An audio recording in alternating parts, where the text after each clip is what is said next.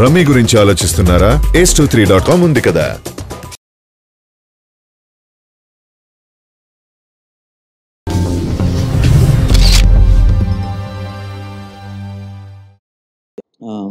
ముందుగా దాసనారాయణరావు గారు ఇప్పుడు మన మధ్య లేరు. అండ్ ఎప్పుడు ఏ ఫంక్షన్లో అయినా ఎక్కడైనా సరే ఆయన స్పీచ్ చూస్తే ఆయన ఒక మాట అంటుండేవారు, క్యాప్టెన్ ఆఫ్ ద షిప్ డైరెక్టరే అల్టిమేట్ అని చెప్పి.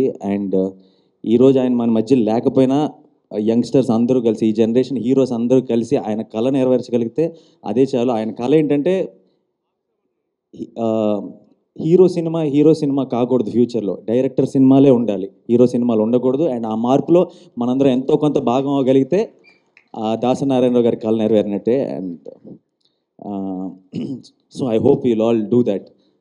అండ్ ఆల్సో ఈ సినిమాకి సంబంధించిన నాకు సాంగ్స్ కానీ విజువల్స్ కానీ మా షూటింగ్లో ఉన్నప్పుడు అది చూపించాడు. అండ్ చాలా చాలా ఇంట్రెస్టింగ్ అనిపించింది. ఇందాక సౌండ్ కూడా విన్నారు.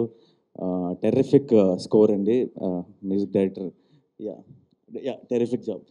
సో ఆయన ట్రైలర్ కూడా చాలా చాలా ఇంట్రెస్టింగ్ ఉంది. అండ్ ఈ సినిమా పెద్ద సక్సెస్ అవుతుందన్న నమ్మకం నాకుంది. నిక్కీ కూడా నాకు పరిచయం. అండ్ ఇందాటి నుంచి అందరూ ఆది పెళ్ళి అంటున్నారు కదా, తను చేసేసుకోవచ్చు కదా బాబాయ్, బాగుందిగా. సో తనకు అర్థమైందో లేదో తెలియదు, నవ్వింది మరి. అక్కడ అర్థమైంది. Okay. So once again all the best to the whole team. Ravi Raja గారికి నేను చాలా చాలా పెద్ద ఫ్యాన్ని. అండ్ చాలాసార్లు ఆదికి కూడా ఆ విషయం చెప్పాను. ఒకసారి ఫోన్ చేసి ఒకసారి మాట్లాడతానని కూడా అడిగాను.